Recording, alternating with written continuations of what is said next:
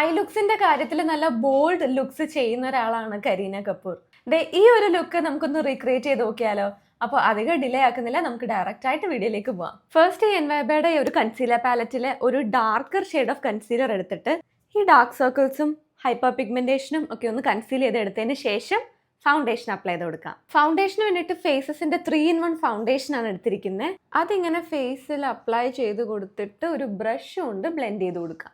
അതിനുവേണ്ടി Swiss ബ്യൂട്ടിയുടെ I shadow പാലറ്റിലെ ഒരു brown shade വെച്ചിട്ടാണ് ഐബ്രോസ് ഫില്ല് ചെയ്ത് കൊടുക്കുന്നത്. ഐബ്രോസും അതുപോലെ ഒന്ന് ഫില്ല് ചെയ്ത് കൊടുത്തിട്ടുണ്ട്.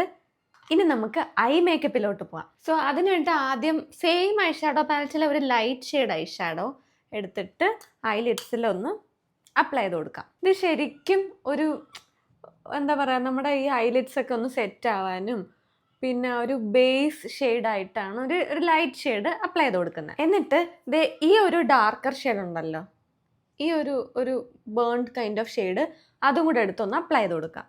ഈ same shade of I shadow ഈ താഴെയും കൂടെ ഒന്ന് ജസ്റ്റ് ഒന്ന് അപ്ലൈ ചെയ്ത് കൊടുക്കുക. ഇനി ഒരു കാജൽ എടുക്കുക, അതിങ്ങനെ ഒരു ലൈനർ പോലെ വരച്ചിട്ട് സ്മഡ്ജ് ചെയ്ത് കൊടുക്കാം. ഞാൻ ഈ ഫിംഗേഴ്സ് കൊണ്ട് തന്നെയാണ് അതിപ്പോൾ സ്മഡ്ജ് ചെയ്യാൻ പോകുന്നത്. മേളിലും എഴുതുക, താഴെയും കാജൽ എഴുതിയിട്ട് സ്മഡ്ജ് ചെയ്യാമേ.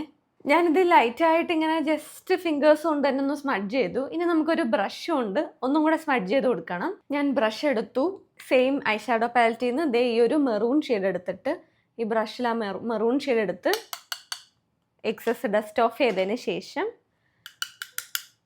നമുക്കിതൊന്നും കൂടെ ഒന്ന് സ്മഡ്ജ് ചെയ്ത് കൊടുക്കാം, മേളിലും താഴെയും എല്ലാം. ആൻഡ് ഈ സെയിം സ്റ്റെപ്സ് തന്നെ നമുക്ക് ഈ സൈഡിലും റിപ്പീറ്റ് ചെയ്ത് കൊടുക്കാം. ഐലിഡിൽ കാജൽ അപ്ലൈ ചെയ്യുക ആൻഡ് കൈകൊണ്ട് തന്നെ അതൊന്ന് സ്മഡ്ജ് ചെയ്ത് കൊടുക്കുക ലൈറ്റായിട്ട്.